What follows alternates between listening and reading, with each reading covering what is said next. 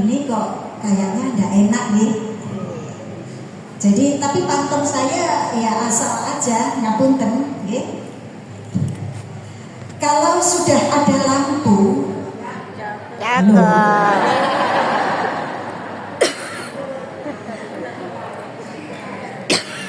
kalau sudah ada lampu, sudah jangan pakai lilin. Kalau sudah ada aku, sudah jangan nyamperin yang lain. Artinya saya ingin ibu-ibu di sesi saya mudah-mudahan apa yang saya sampaikan bisa fokus dan bisa memberikan manfaat barokah kepada ibu-ibu semuanya yang hadir. Allahumma Bismillahirrahmanirrahim. Alhamdulillahirabbil alamin. Wa bihi nasta'in ala umuri dunya waddin. Wassalatu wassalamu ala sayyidina Muhammadin wa ala alihi wa ashabihi ajma'in. La haula wa la quwwata illa billahil aliyyil azim. Amma ba'd. Yang saya hormati Ketua BPP Masjid Nasional Al-Akbar Surabaya, Bapak Dr. Kiai Haji Muhammad Suja MAG. Yang saya hormati Ibu Pembina Pengamal, Ibu Nyai Dr. Hajah Hasniah Hasan MSI, juga Ibu Ketua Pengamal, Ibu Endang dengan seluruh jajarannya. Tentu ibu-ibu semuanya yang hadir di sini yang semuanya kelihatan cantik-cantik. Tepuk tangan untuk ibu-ibu semua. Puasa itu auranya tambah kelihatan cakep loh Bu. Betul enggak? Kok enggak percaya diri ya? Izin saya tak berdiri ya. Memang jam-jam segini ibu-ibu sebentar lagi jam 12, bentar lagi jam 1 ya. Kita ada di titik yang mulai menurun dari sisi kesehatan. Ibu-ibu tadi sahurnya jam berapa? Jam 3:30. 3:30, oke. 3:30 sekarang jam 10. 9:30. Jam 10. Oke. Berarti udah dapat berapa jam? Hampir 6 jam. Oke. Di jam ke-6 setelah ibu-ibu makan, itu sudah hampir bersih lambung kita. Proses pencernaan sudah hampir selesai, rampung semua. Ibarat kita masak, itu udah mateng semua, kora-korai meh tutup, resik-resik tawon meh rampung. Berarti dapurnya sudah bersih. Kalau dapurnya sudah mau bersih, berarti siap untuk dipakai masak lagi. Oke, ibu-ibu, berarti di jam ke-6, jam ke-7, jam ke-8, kira-kira jam ke-8 jam berapa nanti? 12. Sekitar jam 1, jam 2. Ibu-ibu, jangan dibayangkan lambung itu selesai mencerna makanan yang kita konsumsi 4-5 jam sebelumnya, dia nganggur. Tidak. Ya, dia tidak nganggur, dia terus berproses. Karena ada juga makanan-makanan yang membutuhkan proses pencernaan lebih lama. Apa itu? Golongan makanan yang berasal dari lemak. Berasal dari lemak, goreng-gorengan, ya. Yang ada lemak, ada minyak, itu membutuhkan pencernaan yang lebih lama. Kalau makanan yang membutuhkan pencernaan sangat cepat atau lebih cepat, apa ibu-ibu? Sayur, buah, kurang tepat. Bapak Ibu, Ibu masih ingat ada kata-kata berbukalah dengan yang manis. Kenapa Rasulullah menganjurkan kita berbuka dengan yang manis? Betul Ibu, karena yang manis, glukosa, itu adalah kelompok makanan yang dari jenis karbohidrat. Karbohidrat itu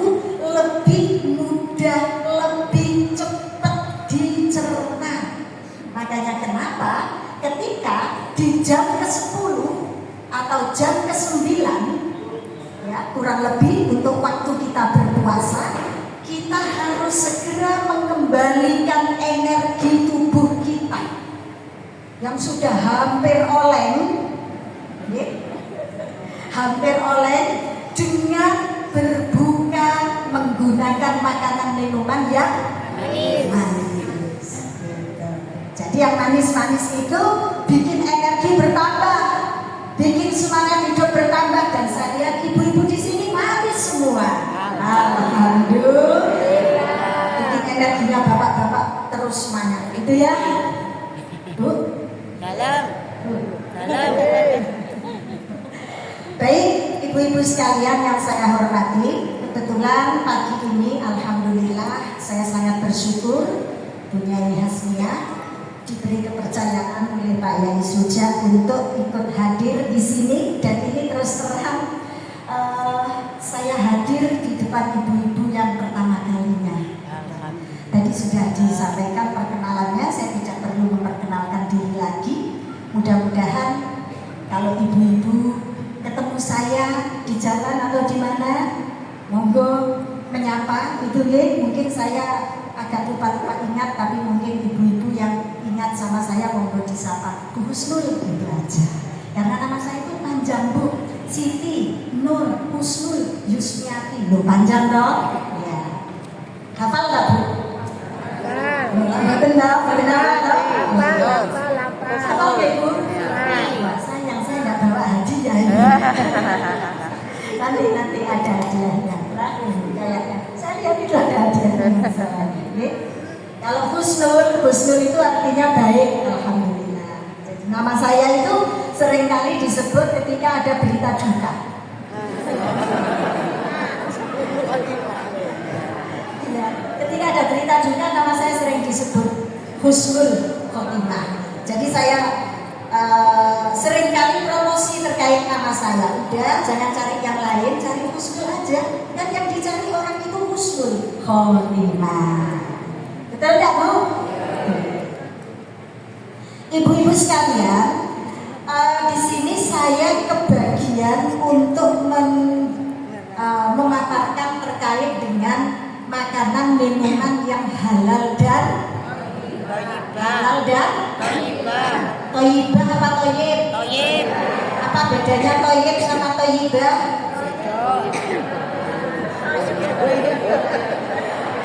Ibu gak suka deh kayaknya sama Bang Toyib ya.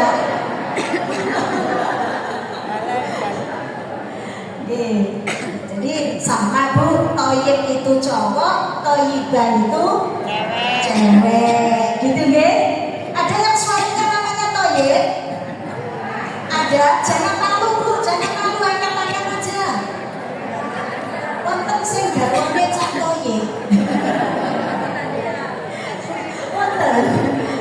Bersyukurlah kalau suami penjenengan adalah seorang toyib. Nah, kenapa?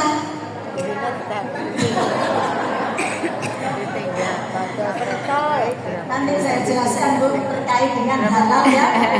Nah, sebelum sampai ke sana, sebelum sampai pada makanan yang halal dan toyib, saya ingin mencari jembatan dulu. Tadi yang disampaikan oleh Pak Kiai Suja adalah terkait barokah, gitu nih.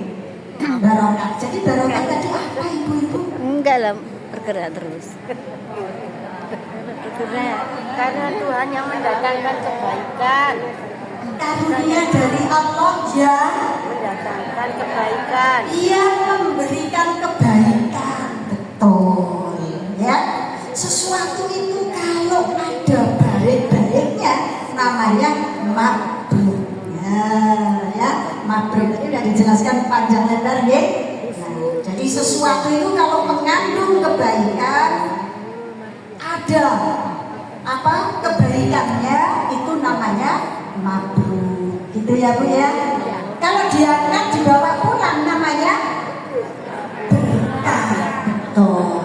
Nanti kira-kira dapat berkah enggak dari sini? Enggak. Dapat nggih? Dapat ilmu. Pasti dapat berkah, gitu nggih. Pakai apa? Berkah berupa ilmu, berupa hadiah,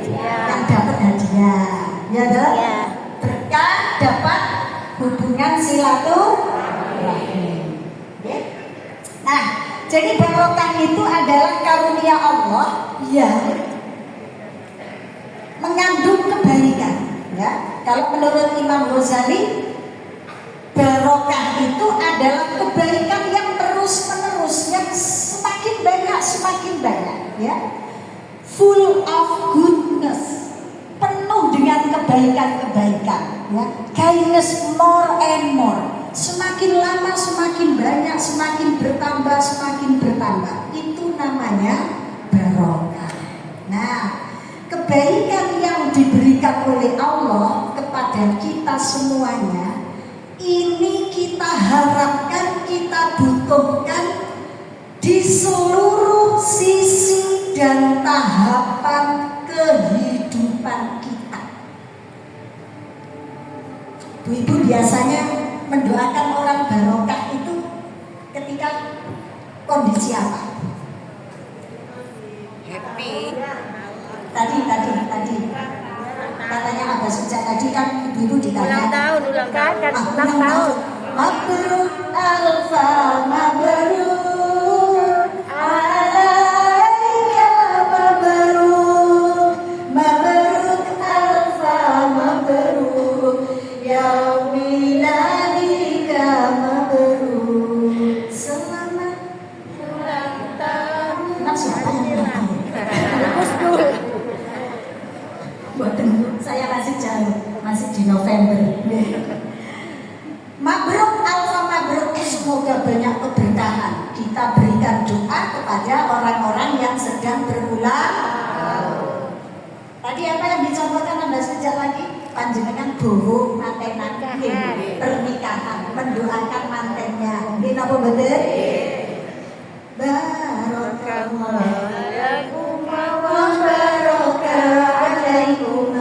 Wa jama'a bainakuma fil khair. Tahapan jadi manten butuh barokah.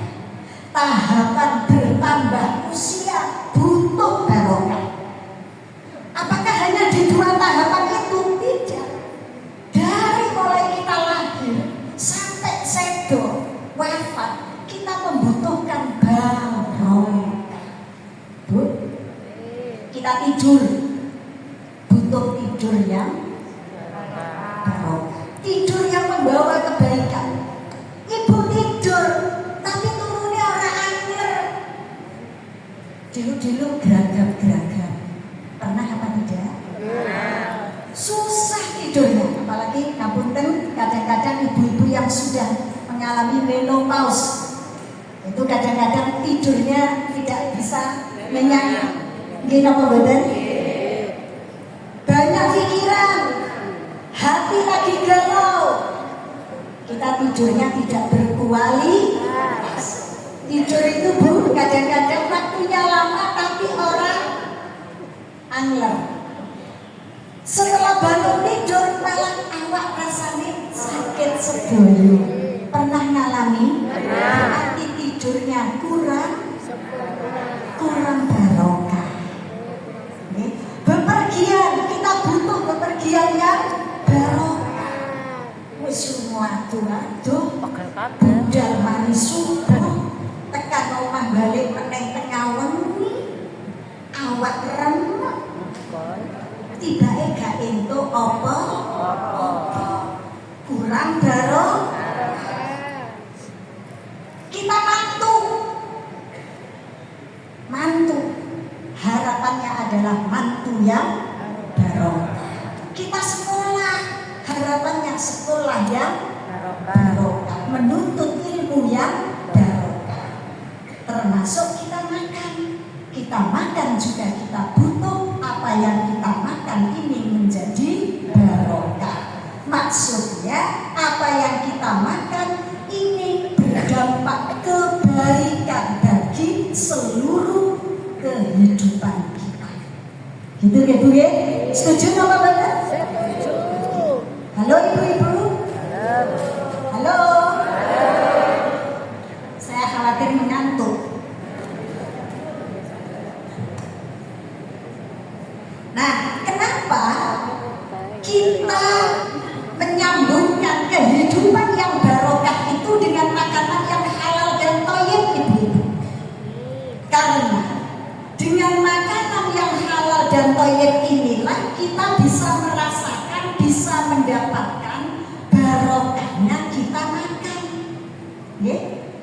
Loh, apa ada makanan itu yang tidak barokah? Ibu-ibu, apakah ada makanan yang tidak bermanfaat untuk tubuh kita? Nopo bu? Halal. Makanan yang haram, apalagi ibu? Bu?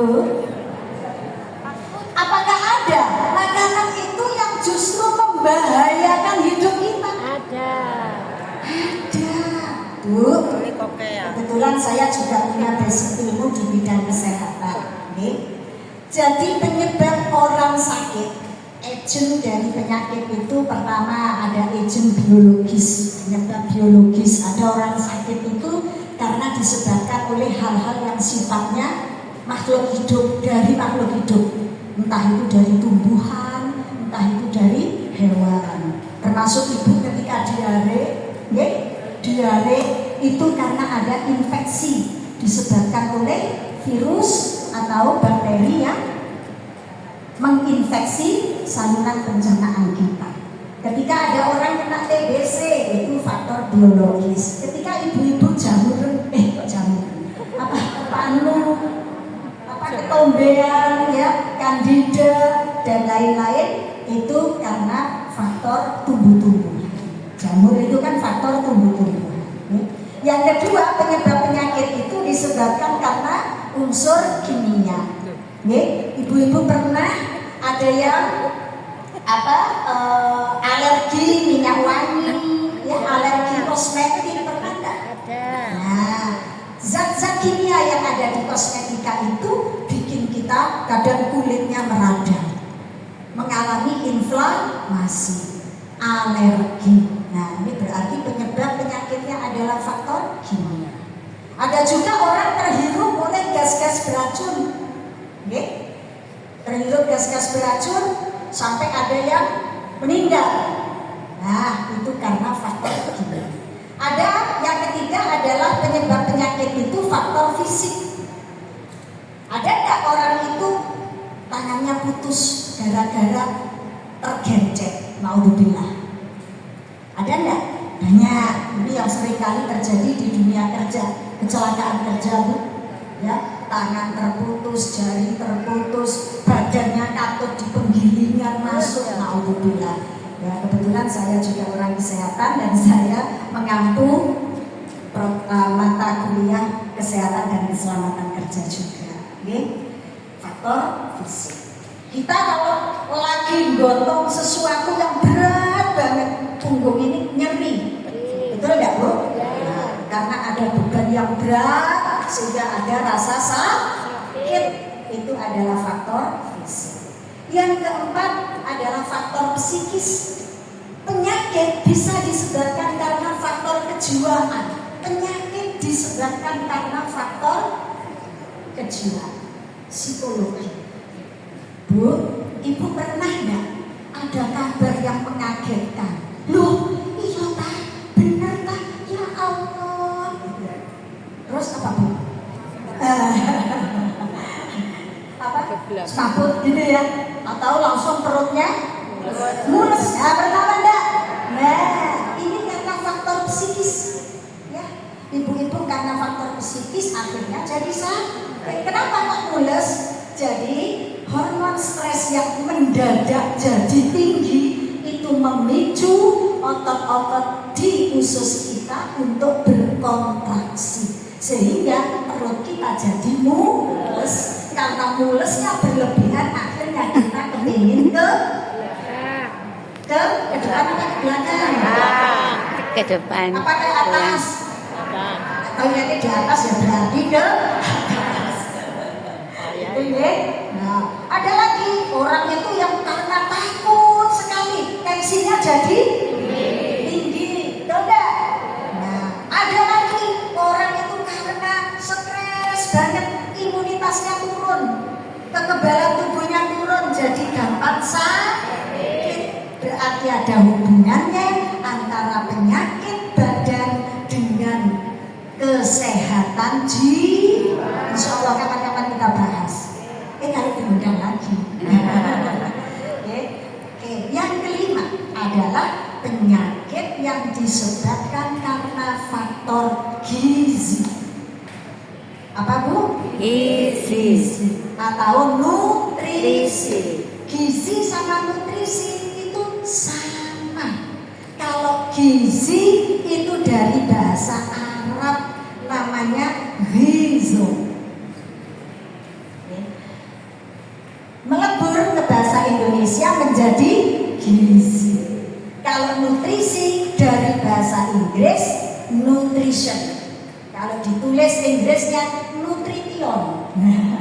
Gitu ya, nutrition, nutrisi. Sama. Nutrisi atau gizi itu adalah unsur-unsur yang kita butuhkan dalam makanan kita.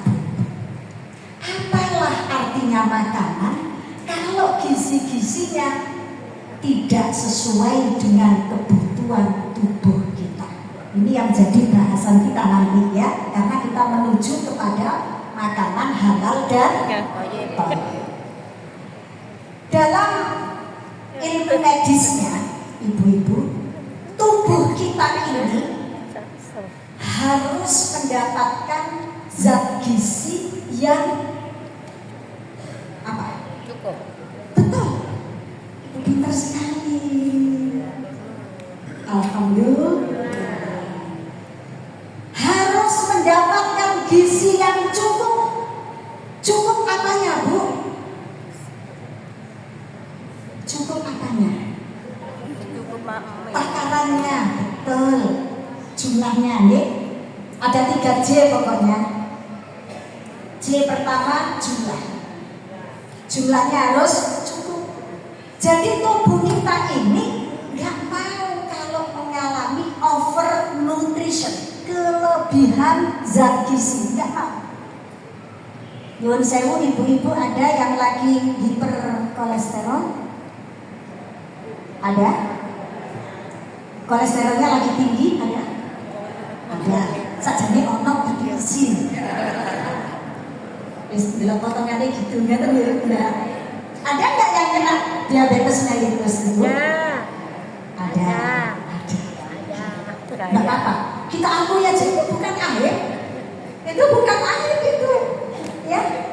Oke. Kita syukuri ibu-ibu masih kena diabetes, sergap ngaji. Alhamdulillah. Kita syukuri ibu-ibu sudah kena kolesterol tinggi, wis kena asam urat, wis kena macam-macam hipertensi. Ternyata ibu-ibu jadi contoh tauladan sing sergap ngaji, sergap ikut pengamal. Insya Allah nanti anak-anak turun kita jadi anak-anak yang soleh-solehah, karena ibu-ibunya adalah ibu-ibu yang sering mendekat kepada Allah Subhanahu wa Ta'ala. Amin. Ya. Jadi contoh. Ya. Oke. Nah, diabetes mellitus itu apanya yang kelebihan? Gulanya. Jadi nggak usah beli gula ya, Bu ya. Ibu manis sekali deh. Ya, nggak usah beli gula. Kenapa? Karena kadar gula di dalam darah sudah tinggi. Tapi hati-hati, harus dikendalikan. Terlalu tinggi namanya hiperglikemia. Itu berarti diabetesnya lagi kumat. Jadi diabetes itu dikatakan diabetes kalau gula darahnya tinggi. Tapi kalau gula darahnya normal, ya enggak diabetes. Ya nggih? Ibu pernah kan? Gula darahnya kondisi normal. Pernah nggih? Bahkan kadang-kadang saking semangatnya minum obat diabetes, saking banternya obatnya sampai kebablas. Drop awalnya hiperglikemia malah turun jadi hipoglikemia, lemes juga. Itu bahaya, Bu, bisa koma. Jadi harus dikendalikan. Itu buktinya tubuh kita tidak mau kelebihan, tidak mau kekurangan. Gitu. Termasuk porsi makan. Tubuh kita ini tidak mau kelebihan. Kalau ibu-ibu terlalu banyak konsumsi karbohidrat, akhirnya karbohidrat dalam tubuh kita itu kan akan dipecah menjadi bagian terkecil, namanya gula darah. atau glukosa. Makanya di lembar pemeriksaan lab ibu-ibu ada tulisannya glukosa puasa. Nah, ibu-ibu yang sering cek di puskesmas mesti hafal itu, mesti dilihat. Ini apa betul? Ada glukosa puasa, ada gula darah PP, nah gitu kan? Jadi gula darah itu banyak sekali kandungannya karena kita banyak mengkonsumsi karbohidrat. Demikian juga zat gizi yang lain. Glukosa itu zat gizi loh Bu. Jadi dalam makanan itu ibu-ibu ini dicatat apa badan?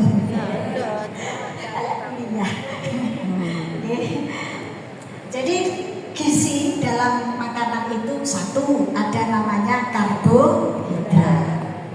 Sumber karbohidrat itu apa ibu-ibu? Padi-padian. Bukan padi beneran. Gitu. Enggak padi beneran Bu. Padi-padian itu maksudnya ya padi, gandum, jagung, sorghum. Ibu-ibu kalau pernah makan oat, nah sereal-sereal itu kan dari gandum. Yang kedua, tadi yang pertama karbohidrat. Yang kedua apa? Lemak. Lemak itu zat gizi Bu. Zat gizi lemak itu bukan musuh kita. Gula darah juga bukan musuh kita, bukan. Itu zat gizi yang kita butuhkan, ya. Kenapa kok jadi sakit? Ya, karena kelebihan. Kalau kekurangan, ya jadi sakit juga. Ibu-ibu posisi hipoglikemia. Hipoglikemia itu apa Bu? Gula darahnya rendah sekali. Bahasa Surabaya ini apa? Kaliren. Kayak ibu mulai kaliren ya. Sudah jam keberapa ini? Jam ke-7 mendekati jam ke-8 ya. Mulai kaliren ini. Jangan khawatir Bu, kaliren kita punya urusan makanan insya Allah masih aman. Karena meskipun kita 10 jam, 12 jam sampailah 24 jam tidak makan, tubuh kita ini masih punya cadangan energi. Okay? Jadi kalau urusan makanan insya Allah aman, tapi kalau urusan minum itu baru berbahaya. Tidak boleh mengalami dehidrasi. Boleh. Okay? Nah, lemak tadi yang nomor 2, lemak. Lemak itu kita butuhkan juga ibu-ibu. Okay? Untuk apa? Untuk apa Bu lemak? Bisa untuk energi, tapi urutannya terakhir. Lemak itu urutan terakhir menjadi sumber energi. Sumber energi yang pertama itu karbohidrat. Kenapa? Karena karbohidrat yang paling gampang dicerna. Oke, tadi yang sudah saya sampaikan. Apa Bu? Lemak termasuk untuk kita sebagai perempuan. Kita bisa hamil, bisa menstruasi. Kita punya jiwa yang halus, rada-rada endek, ya kan? Rada-rada lebay, itu sifat perempuan. Gak apa-apa Bu, gak apa-apa kan kita endel sedikit-sedikit, gak apa-apa. Kita manja-manja, gak apa-apa. Kenapa ya Bunda? Manja-manja gak apa-apa ya. Memang perempuan seperti itu bawaannya, ya. Itu karena hormon estrogen. Hormon estrogen yang kita punya disintesa oleh tubuh kita, dibikin oleh tubuh kita dari lemak. Ibu nyuwun sewu, kulitnya halus, pipinya halus, mumpluk. Nah, ya, mumpluk. Nyuwun sewu, kita punya payudara. Itu semuanya karena jaringan lemak dalam tubuh kita. Selain itu, kita juga butuh lemak untuk kegiatan-kegiatan metabolisme tubuh. Yang ketiga, makanan kita mengandung zat gizi namanya protein.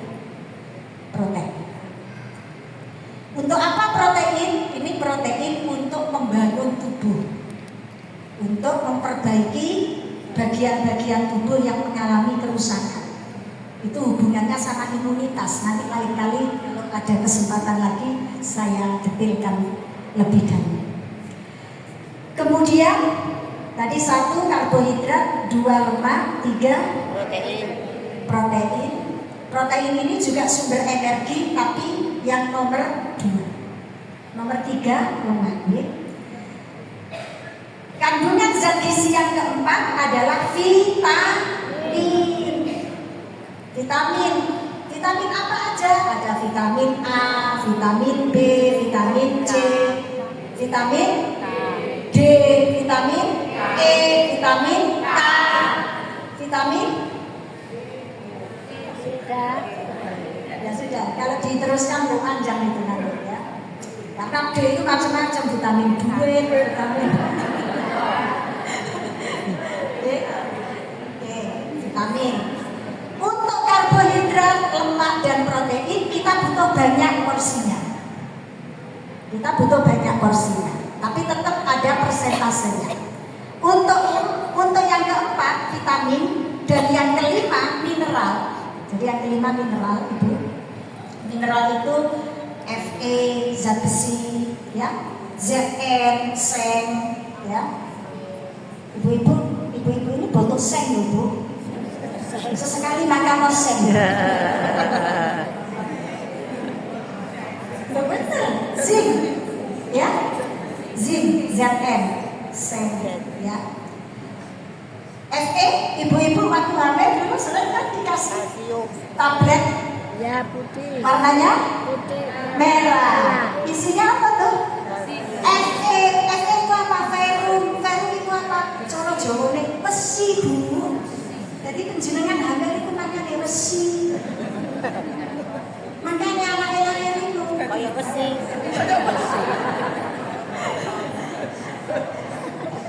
buat apa ini besi Fe? Ini sebagai komponen utama untuk membentuk sel darah merah kita. Karena ketika hamil kita membutuhkan asupan atau kebutuhan darah merah 3 kali lipat dibandingkan ketika tidak hamil. Kalau kekurangan Fe, kekurangan asam folat, kekurangan protein selama hamil, resikonya besar. Bu. Ketika hamil ada kemungkinan hamilnya gagal. Kok bisa gagal? Lugur, jatuh, alias keguguran. Ya.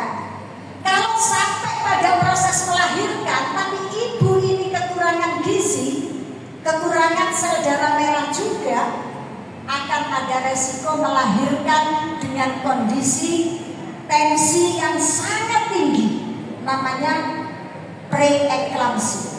Preeklamsi itu istilah medis, istilah awalnya keracunan kehamilan. Betul, Bu? Itu kalau tidak ditangani secara serius bisa mengakibatkan kematian. Naudzubillah. Penyebabnya apa? Kurang gizi. Makanya saya ngomong, ini ada hubungannya dengan barokah. Kita ngomong gizi, ngomong makanan, ada hubungannya dengan barokah. Kehamilan yang barokah, kehamilan yang sehat, janinnya sempurna, ibunya sehat, lahir normal. Maksudnya normal itu lahirnya tidak ada penyulit. Entah itu lahir melalui jalannya atau lahir melalui jalan tol. Itu kan pilihan, ya, pilihan. Mau yang cepat pakai kedeng-kedeng atau ya, kedeng-kedeng itu yang lama ya, Bu ya. Nah, itu pakai jalan darat ya. Kalau yang cepat pakai jalan tol. Ya. Yang penting lahirnya selamat. Ini adalah kehamilan yang baru. Mundur lagi sebelum proses kehamilan, Ibu. Kita ini semuanya pasti pernah mengalami hidup dalam kandungan, toh? Kita ini pernah dalam proses kehamilan ibu kita. Kita sendiri pun juga pernah hamil, gitu. Sebelum hamil, proses apa itu namanya? Pembuahan. Ibu sebelum hamil itu proses apa? Pembuahan. Ya proses dihamili toh.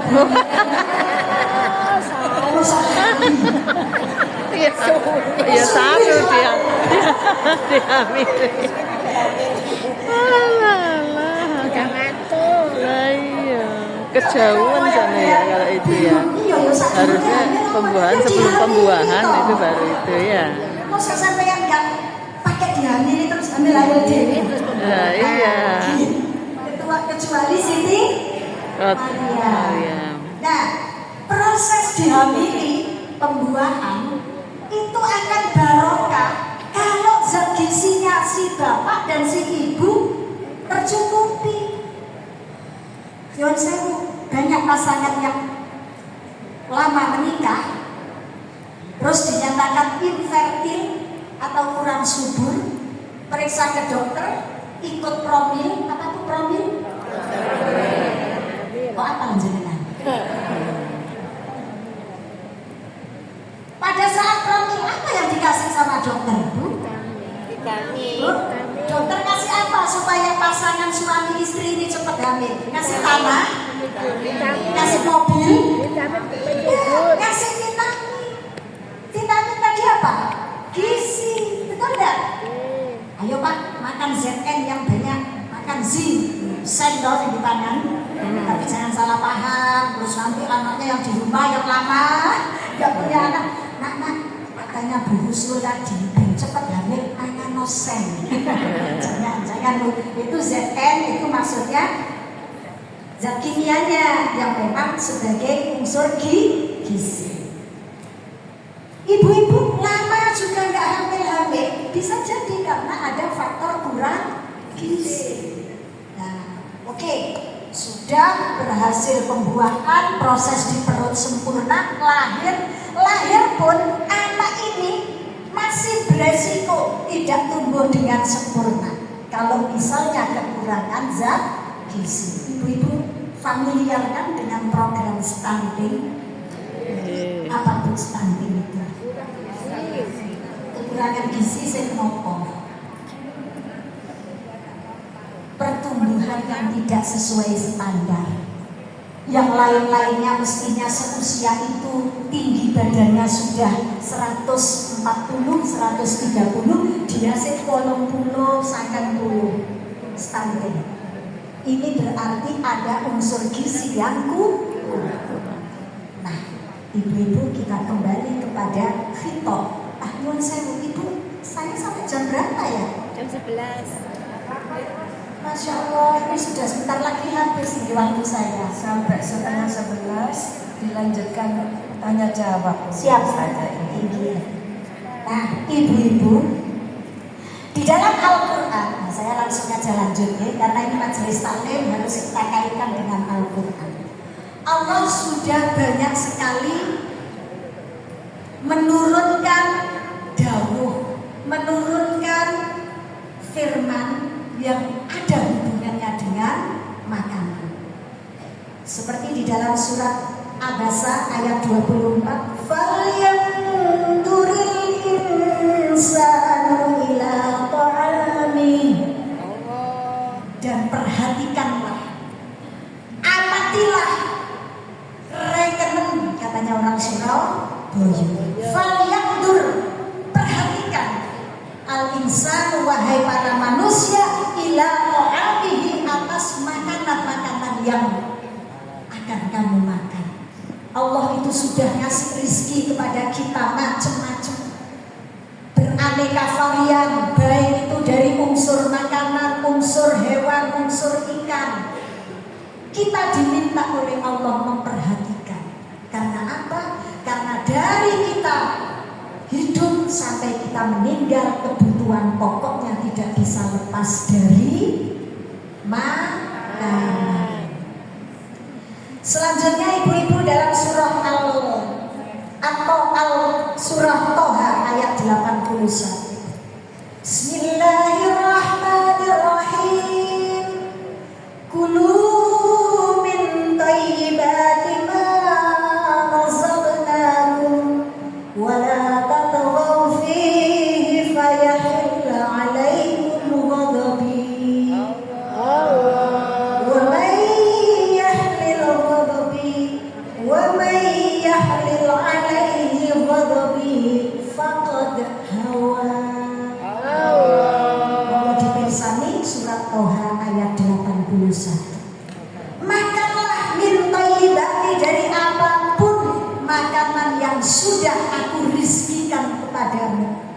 Wala tatghaw fi, dan janganlah melampaui batas.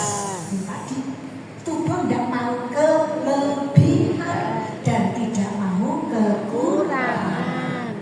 Kuncinya di sini. Makanya Rasulullah memberikan arahan, berhentilah makan sebelum kenyang. Sudah kenyang diisi terus, kayak blender, ya.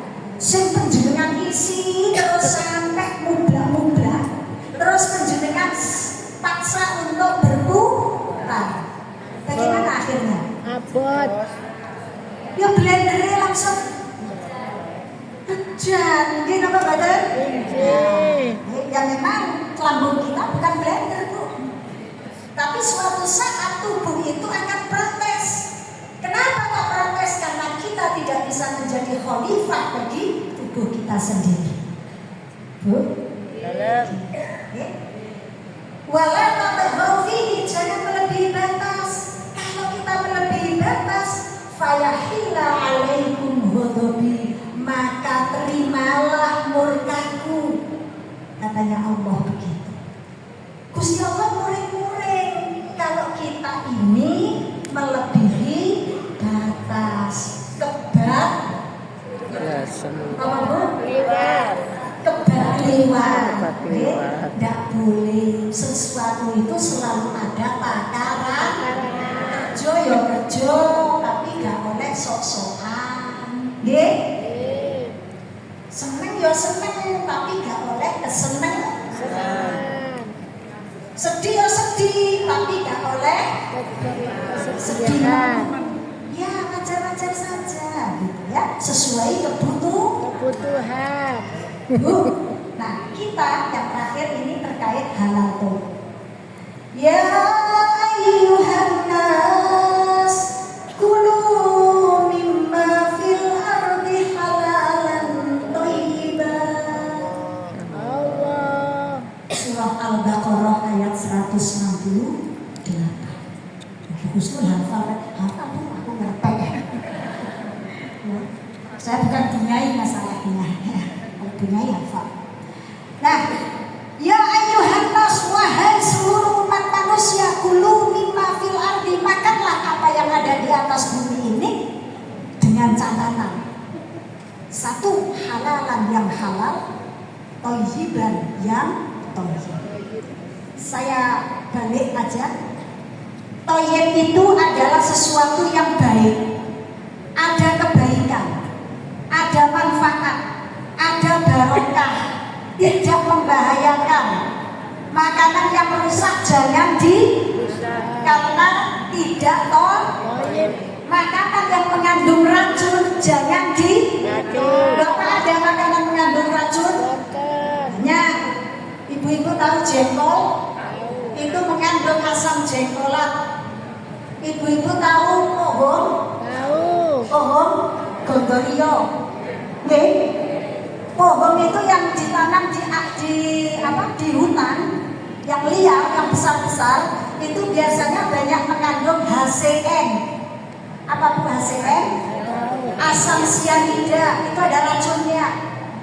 Boleh dimakan, boleh, tapi bagian yang hitam-hitam, yang biru-biru, yang ada HCN-nya dinetralkan dulu atau dibuang, direndam pakai garam. Oke? Nah, jangan dimakan karena itu tidak thayyib. Ibu-ibu yang punya industri makanan rumahan, dijaga kebersihannya, Bu. Ngerti nggih? Hygiene sanitasinya diperhatikan. Ojo sampai ono rambut-rambut sing rontok ke situ. Karena ini tidak thayyib. Kadang-kadang kita pernah kalau dulu itu beli nasi goreng atau beli nasi bungkus di staples. Staplesnya masuk di nasinya, akhirnya kemakan sama kita. Oke? Berarti itu bahaya. Kalau bahaya berarti tidak thayyib. Oke, paham sampai di sini? Insyaallah. Yang kedua, halal dulu ya.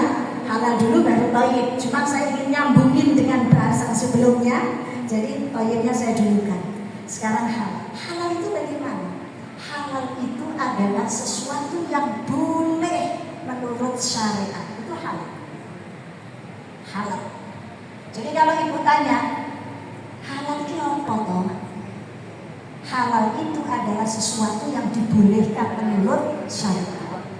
Boleh dimakan, boleh digandeng, boleh dimiliki, pokoknya boleh. Kata dia tidak boleh. Nah, halal itu, makanan halal itu dua jenis. Pertama, halal lidatihi, halal berdasarkan wujudnya, zatnya. Ya. Jadi kita selain mengkonsumsi sesuatu yang sudah jelas diharamkan oleh Allah, berarti semuanya menurut zatnya, menurut wujudnya. Apa yang diharamkan oleh Allah? Kalau halal tadi boleh, berarti kalau haram tidak boleh. Itu deh. Nah, antara boleh sama tidak boleh, apa namanya bu? Halal haram. Dalam kok jelas. Betul. Cara medurane niku celeng poteng tak poteng. Waduh. Sudah ya? Nggih, sudah. Iren orang poteng enggak mantap. Nah, Ibu, halal itu lawan katanya adalah haram. Yang haram-haram itu yang seperti apa? Di Al-Quran dijelaskan. Contoh, yang haram itu adalah bangkai. Yang haram itu adalah khamr. Yang haram itu adalah hewan-hewan yang menjijikan. Hewan-hewan yang termasuk bertaring, hewan yang liar, hewan yang ganas, itu ya. Babi, anjing, karena ada najis jadi dia haram, nah, dan juga haram berdasarkan ijtihad para ulama. Ya, nah, yang kedua, li ghairi damihi, makanan itu halal bukan dari karena zatnya atau karena wujudnya, tapi karena kepemilikannya, karena cara memperolehnya, karena prosesnya. Contoh, mangga, buah mangga. Ibu, buah mangga halal atau mboten? Halal. Tapi lek oleh metik-metik jadinya apa bu? Haram. Nah, sudah tahu sendiri ya. Jadi haram dengan halal itu jelas, halalun bayyinun wa haramun bayyinun, jelas. Nah, sekarang ibu-ibu di Indonesia khususnya, pemerintah sudah memiliki undang-undang khusus terkait dengan jaminan kehalalan suatu produk makanan minuman yang disebut dengan sertifikat halal. Ibu, saat ini apakah ada yang sedang membawa makanan kemasan? Ada nih. Puasa. Ada contohnya berarti ya. Puasa. Nah, ini Gak poso. ya. Belum sewu. Coba Ibu lihat di sini ada logo halalnya nggak? Ada. Ada logo halalnya nggak? Ada. Ya. Biasakan untuk memastikan makanan dan minuman yang kita konsumsi itu sudah mendapatkan sertifikat halal. Halal. Oke, kenapa? Jadi karena dengan sertifikat halal itu, ini sudah terjamin apa yang ada di situ terbebas dari sesuatu yang haram dan najis. Prosesnya juga tidak tercampur dengan sesuatu yang haram dan najis. Gitu ibu. Ya. Apakah ini hanya sekadar menempelkan logo halal? Tidak. Jawabannya tidak. Ya. Jadi mengurus sertifikat halal itu boten sami kali ngurus KTP. Tidak sama dengan kayak ngurus SIM. Kita ngurus KTP hanya setor-setor administratif aja. Tapi kalau ngurus halal, selain juga perizinan usahanya ditanya untuk terkait legalitas usaha, ibu juga dilihat. Misalnya panjenengan punya usaha keripik pisang di rumah. Ada yang punya usaha di rumah, ibu? Ada nggih? Ada. Ibu punya? Jualan di UMKM, jualan. Nggih? Ada 6 macam serbu, tepung maksudnya. Oh jamu, oh nggih. Sudah bersertifikat halal. Masih kurang 4 yang belum nggih? Oke, mudah-mudahan segera bisa bersertifikat halal juga. Ibu, ketika panjenengan menguruskan sertifikat halal kan tidak hanya setor berkas. Ya toh? Ibu dicek. Jadi produknya ibu itu apa saja? Bahan-bahannya terdiri dari apa saja? Itu harus dijelaskan semua. Kalau ada yang tidak dipastikan halal, nah ini harus direvisi. Harus diperhatikan mau tetap jalan atau tidak. Oke? Nah, selain itu prosesnya juga dilihat ya Bu ya. Betul. Oke? Itu namanya sertifikat halal, jaminan produk halal. Oke. Mungkin sampai di sini dulu untuk pemaparannya. Matur nuwun. Ustazah Husni. Begini, mungkin ada beberapa yang bertanya, namun izin saya ya, saya tak tanya duluan ya mengenai sertifikat halal Ustazah. Ini apakah sulit yang mengurus sertifikat halal itu, bagaimana caranya, berapa biayanya, apa yang harus disiapkan, katanya kan harus disurvei dan segala macam ini. Jadi prosedurnya bagaimana? Mungkin ini mewakili pertanyaan ibu-ibu yang lain nih. Matur nuwun monggo dijelaskan. Nanti menyusul yang lain ibu pertanyaan. Jadi karena waktu mungkin 2 lagi aja ya, waktunya ini, 1-2 ini. Monggo. Ibu, jadi untuk sertifikat halal yang pertama, apa saja syaratnya? Pertama, ada syarat administratif. Ibu usahanya sudah harus punya izin, namanya nomor induk berusaha atau NIB. Betul ya Bu ya? Oke. Yang pertama itu. Apa susah